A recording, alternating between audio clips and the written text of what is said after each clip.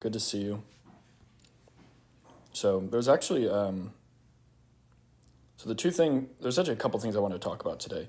So I had somebody asking me today to talk about how to like review your film. So I wanted to kind of go over that, and I also kind of wanted to talk about lane management as well today, because and basically like lane management and not dying, because so like the most important, the worst deaths in the game are lane deaths, especially if you are a solo laner. Like if you're mid lane or top lane and you die, those deaths are huge. There's so much more repercussions to those deaths than like if you're an ADC who dies. I feel like ADC is probably the least punished if you die early, but like mid lane and solo, because it's literally just one-on-one. Jungle, it really sucks to die too, but it's not as big of a deal anymore, especially now that like by the time Dragon's up, everybody has the same smite. So I kind of wanted to talk about lane control a little bit, and how to control lane. Wanted to know like what kind of matchups you guys are struggling with the most in lane and everything. And then I also wanted to talk a little bit about VOD review. But like I said, I totally forgot like a dumbass that the season reset. So the only VODs I have are PvP games and everything. So it would be kind of difficult to do a VOD review when there's PvP. But I do have this game right here that we can review from Yami. It's a pretty solid game. I've watched it one time, like maybe 2 weeks ago. But it is harder to review somebody else's game if you haven't really seen it before. The best way to really review a film is like right after it happens, you jump back into it and you're able to see exactly what you've done. But like I kind of want to talk a little bit about like laning phase. When the wave is at when you die so much. Yeah, where the wave is at when you die is what matters the most. That is definitely true. No, season resets in 3 days. The season resets in 3 days. Yeah, where the wave is at is what definitely matters the most. For sure. You're definitely 100% correct there, Alex. But I kind of want to go into this real quick and go into mid lane. We'll just go into the mid lane real fast as well. But yeah, 3 more days until the season resets. So I kind of, like I said, I want to talk about lane management, and we'll do mid lane. Play your Ori or TF mid, and explain it. I'll play a game and explain it, but I also want to just show it in a field where like I can direct things a little bit more. But I'll do a game playing Ori or TF to explain it. April, today we're actually going to be talking about lane management and VOD reviews and everything is actually what we're going to be talking about today. So, give me a second here. Get all this up. Okay, there we go. I wish I could change the enemy as well. So let me disable the enemy bot.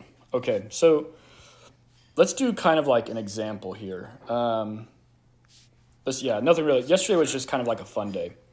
But today we're actually going to do education day. I have myself on Invincible. So let's pretend that Garen is like an assassin, okay?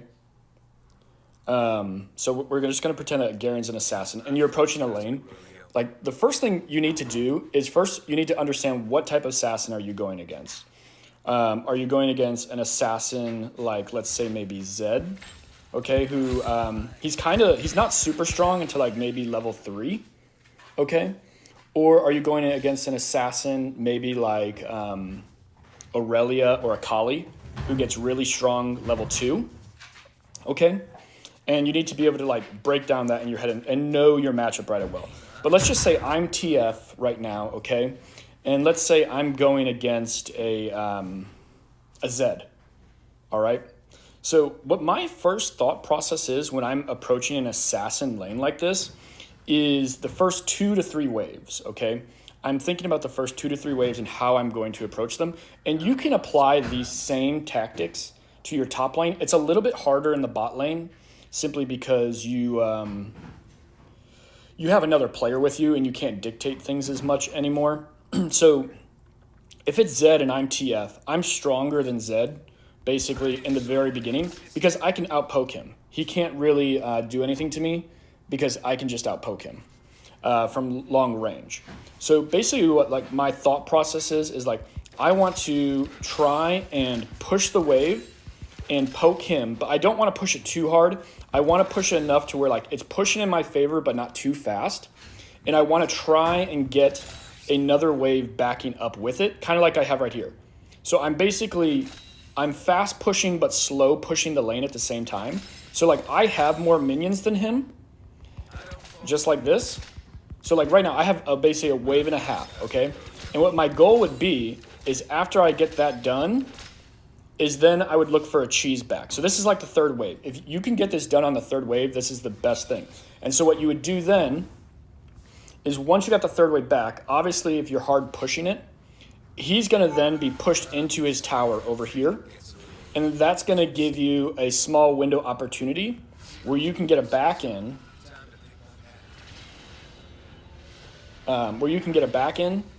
and then get back to lane real fast, okay? And if you do this properly, like I said, it really takes about 3 waves. You take the 3 waves, the first 2 waves, you're kind of slow pushing it to where basically the wave is building up, and but you're not pushing under tower. And then by the time the third wave starts to show up, you hard push it real fast and you clear it right away. So that way then you can get an easy back in. And when you get that easy back, that gives you a lot of strength. So that way you can actually sustain against the assassin. Because the problem is what happens, let me put up an enemy dummy right here. The problem that happens is when you go in against an assassin and you're something like a caster, like TF, basically what's going to happen is once he hits level 3, he can all in you. But the thing is, you can get to level 3 early by hitting these 2 towers or utilizing these 3 lanes the way that I said, because most casters are stronger than assassins the first 2 ranks. There's a couple like after 3 you're kind of screwed. So like you're trying to push them up as much as you can right up in here so that way they're under the farm. And then what happens after you do that, if you do it correctly under the 3rd wave, you will have a wave built up right here. And the way League naturally works, whatever side of the wave is more pushed, the wave will naturally push back this way. And because it's an even lane, because you need to clear out and he'll clear it out, it will naturally push back this way as long as you crash it under the tower. Because the goal is you need to completely crash it under tower like this. Well, it's not going to do it right now because the little guy's there. But you completely crash it under the tower. And then when you do that, the minions will die. And then you can fully back. And then it'll be pushing in your favor. Now when you come back to lane, what will basically happen is the wave will slowly push this way. And your only goal then is to basically not do anything but last hit, okay? You don't want to do nothing but last hit. And what you want to do is you want to freeze the wave basically right here, okay? Right in between here. And the reason why you want to freeze the wave right in between this lane is because you're going an assassin. So if you have an assassin and you're pushed all the way up here, well, if it's something like Zed or Aurelia or Akali, they're just going to chase you down and kill you before you can get back to your tower. Or what's going to happen is you're going to have to blow your summoners, and then you're more susceptible to a gank. And then they're just going to freeze the wave over here, forcing you to miss farm. But if you freeze the lane right here, you've basically taken away all their ability to win lane. And a lot of times what people think is like, oh, I have to get a kill in this lane. No, like when you're going against like an assassin, for example, it's actually a lot of times better to not even get a kill and to just sustain the lane. Because a lot of those assassins, if they don't get kills early, they fall off super hard in the game and they basically become useless in the late game. They have to get kills, otherwise they become useless. And by doing this, by sitting it here, basically what you're doing is you're causing a situation to where he can't really dive you, because the assassin wants to jump on top of you. Because if he does dive you, what will happen is he's going to take turret aggro and he's going to take minion aggro, because you're right in between both. So he's going to get double damage all the time, okay? And then if you get in a favorable situation, you can run him down the lane because you have so much more room. And then you're also, usually when you're mages, you don't have a ton of mobility. You can't really be ganked when you're right around here, you know, because you're so close to the tower. And if anyone ganks you, it just takes a couple steps, like 3 steps to get back in tower range, and they're taking tower damage. And then you're also keeping them extremely susceptible to a gank as well, okay? Now, and then basically, like, if you can just do that during, like, the laning phase, like the first 4 levels, like, you'll win the lane real hard. You should be able to be up on gold and then up on levels on him. And then what your goal is basically, anytime he gets close, you're just trying to trade a little hit, trade a little hit, trade a little hit. Now, another thing you have to realize is a lot of people, like, when they're trying to trade with an assassin, what they'll do is they'll see an opportunity to trade, and they'll go all in on the assassin, okay? And maybe, let's say you get, like, 30% of his health, but he gets, like, 20% of your health. Well, a lot of people say, like, that's a good trade, and it is a good trade, but the thing you have to realize is, one, you're a mage, okay? You're a casting mage. So, like, you can burst, but your burst isn't to the degree of, like, an assassin. So you want to, it's better actually to get small trades where you take 0 damage versus big trades where you both take large amounts of damage. Because so an example, let's say you're 30% health and the Zed is 20% health. Well, who really has the advantage in the lane right now? If the Zed's ult up and you're TF, the Zed does, because you can't drop him from 30 to 0 in one burst, but he can drop you, or I'm sorry, you can't drop him from 20 to 0 in one burst, but he can drop you from 30% health to 0 in one burst. So you have to actually think about the matchup, like, is this trade actually worth it? But like I said, it's far better just a little poke trade, a little poke trade, a little poke trade. And if you utilize those continually all throughout the game, what will happen is you'll have a situation like this, okay? I'm just going to burst him down real quick. You'll have a situation where he's like right there. He's like a quarter health, you're full health, or maybe you're like 75% health and he's like a quarter health, okay? And then what will happen is you'll have something like this happen, okay? There'll be a enemy jungler right here. And then where the heck is my ally bot? Ally dummy. And you'll have your jungler right here, okay? And a fight's about to start. Well, he can't really come and help engage because he's going to be like a quarter health and you're going to be like 75% health, or maybe he's like, 30% health and you're like 75% health and they're both full health. Well, he can't really come and help. So now, because he can't really come, you guys can sit here and double team this because he's now in a situation where he can't really fight. And that's all simply because you've done little mediocre trades, just getting little tap damage, little tap damage, little tap damage as you can.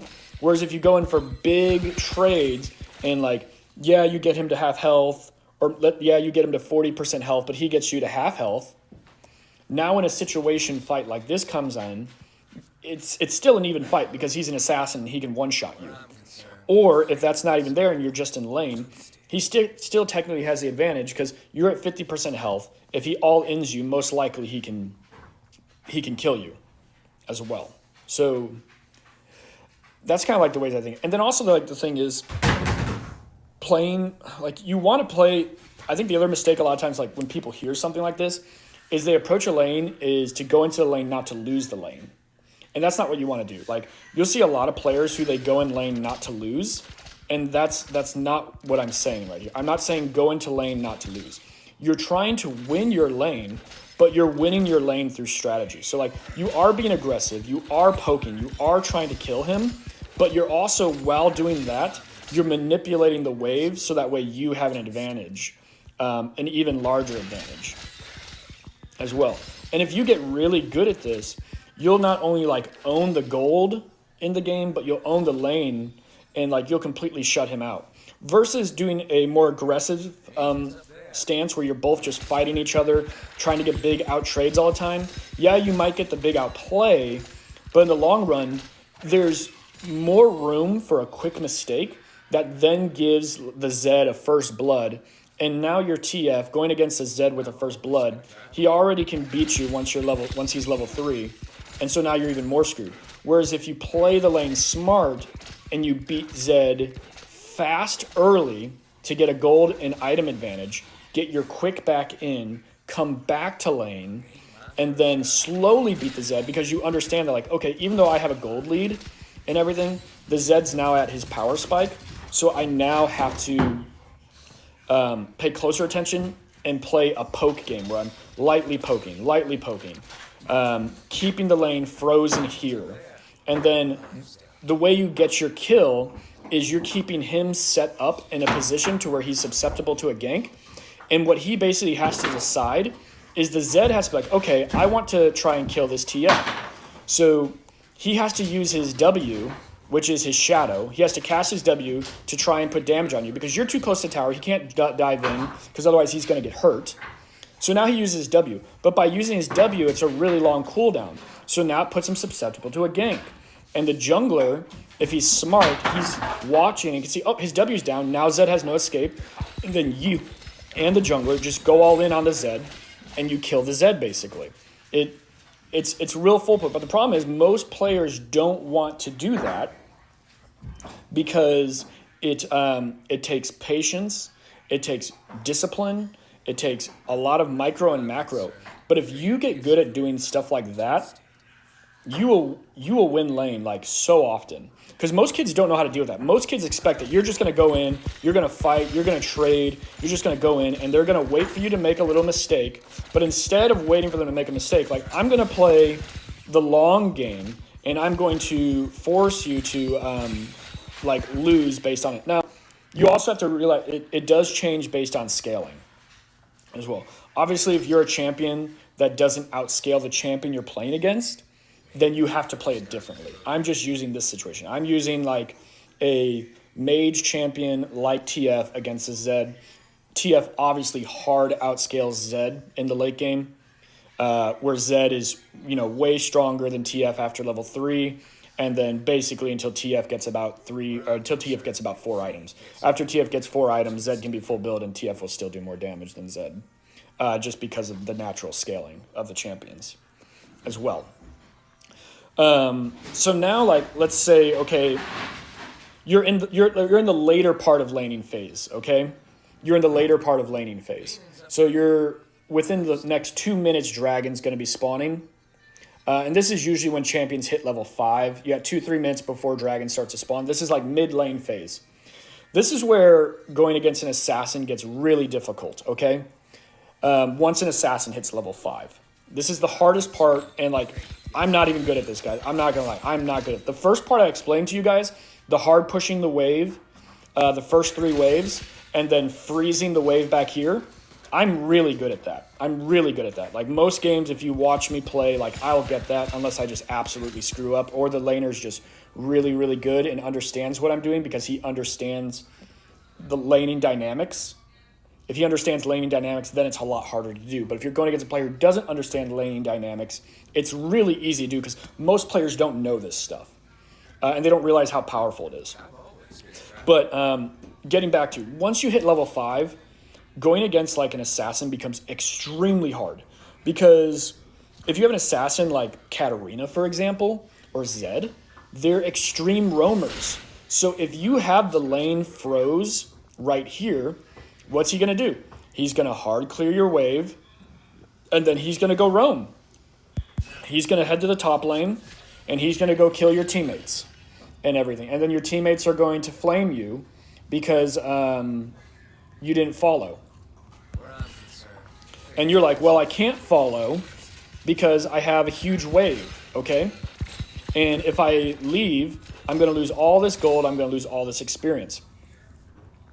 So there's two things you can do in that situation. One, you can continue to freeze the lane here. But if you're going to continue to freeze the lane here, you need to probably have like some type of deep ward right here or like right here. So that way your team will know if the enemy's rotating. And you can let the team know like, hey, enemy missing, enemy missing, enemy missing, all that jazz. Okay? And like you have to really let them know. You can't just be like one time do the ping, enemy missing. Like you have to really let them know, type it, ping it, everything, spam ping it, let them know, because you have to realize your team's dumb. That's just the truth. Your team is stupid. So because your team's stupid, you have to dramatically overemphasize what's going on. All right? Now, the other thing that you can do is you can keep the lane in a center phase like this, okay? You can keep it centered just like this. And by doing this, what you're doing is you're keeping both of yourselves at an even. You don't allow him to push. Because what the assassin wants to do once they hit level 5 is they want to hard push the wave, keep you right here, backed under the tower, so they can then go roam. But if you keep the lane frozen here, it still keeps you in a position where you're semi-safe because you can flash back to your base real fast. And obviously, like always, you want to lean to the side that you have vision on. If you don't have vision, what you want to do is lean to the side your jungler's on. So let's pretend this ward isn't here. I'd be leaning to this side if this ward wasn't here because my jungler's over here. So your jungler acts as a safe haven to where if you get into big enough trouble and you can't get to your tower, you can try and retreat to your jungler for help, okay? That's kind of the way you have to look at it. And if the jungler's on this side, you would obviously do the exact same thing. Now, depending on the type of champion you have, a lot of times people always say, oh, follow your laner, follow the laner, follow the laner. It's not always the best thing, okay? So if you're pinging well and messaging to your team really well, hey, the Katarina is rotating top. Watch out. Well, your top laner should back off. And usually what will happen is like, okay, I'm just going to show you this. Okay, Katarina rotating top. So 1, 2, 3, 4, 5, 6, 7, 8, 9, 10, 11, 12, 13. 13 seconds just to get to the top lane, okay? That doesn't include fighting. So 13 seconds to get to the top lane. Within that 13 seconds, what's usually best, okay? And if you ping, if your player's smart, he will stall the lane to make it look like he doesn't know and then back up, okay? To basically waste all their time. So 13 seconds there. They probably stop here, so maybe they're at about like 9 seconds. Then they got to walk another 9 seconds back because the laner starts to back up. That's 18 seconds, okay? If you play this properly by pinging, and you're a scaling champion like TF versus like a Zed as an example, it's better to not follow that lane. It's better to stay in your lane, let the Zed push, make sure you have your ward so you can see where he's coming, hard push the wave, and then by pushing the wave, what's going to happen is he's going to waste about 18 seconds or more on average, depending how much time he spends in this bush or this bush waiting to set up the gank. And in that time, you can take 1 or 2 plates, okay? But the thing is like, once again, people don't want to have the patience to win that way. But if you play this way, you quickly snowball the game, because basically what you're doing is you're turning tons of micro advantages into macro advantages. Okay, but all people ever think about is kills, kills, kills, kills. I want to kill, I want to kill, I want to kill, I want to kill. And then by doing that, you're a lot of times, depending on the matchup, unless it's a matchup that you win, yeah, if it's like a matchup you win, let's say you're the Zed and they're the TF, yeah, that's what you want to do. You're looking to try and get kills as much as possible and everything. But if you're not that, and you're the champion that needs to scale, and you're the champion that needs to be patient, approaching it this way is much better. And you can still get the kills, because like I said, you're setting him up through majority of the laning phase to be overextended. And if you have a jungler with half a brain, he's going to gank, okay? Like, he's going to gank you for the most part, all right?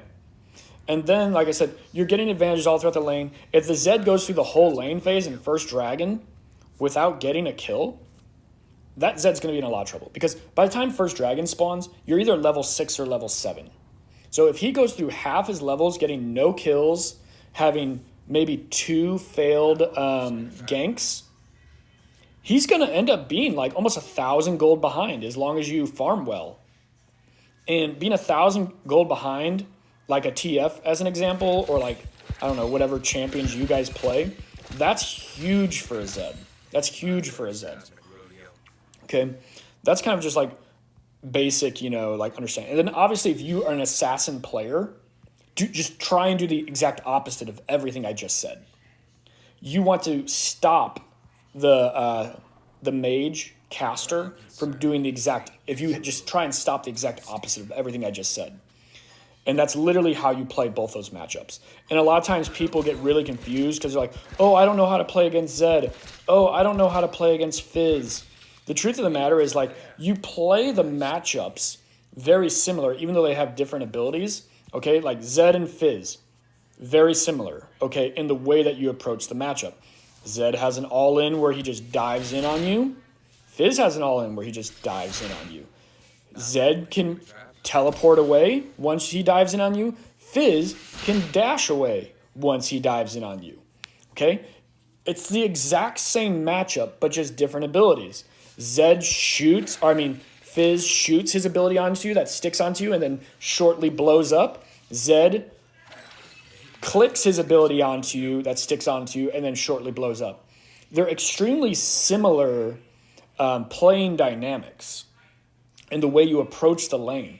And if you can actually find those similar dynamics between the champions that you're playing against, you can, even if you don't know the champions completely, it gives you a really good way in order how to have success against those lanes and everything. Okay? We're going to play tonight too, but like I want to do a little bit of this as well because I think it's important as well. Because like for a lot of you, I think most of you that watch my channel are like Diamond and Masters. And some of you want to be Masters, some of you want to be Grand. I think Diamond, Masters, and Emerald's the majority of the people who are like in my my channel. But learning things like this is actually what's going to make you better at the game and everything. If you understand lane management, it's probably like the most important part of the whole stinking game is understanding lane management. Because when you die early, it's absolutely horrible. Because not only like if you give up first blood in lane, are you giving up 300 gold? You're also probably giving up a whole wave and maybe some tower damage or a wave and a half, depending on where the wave is.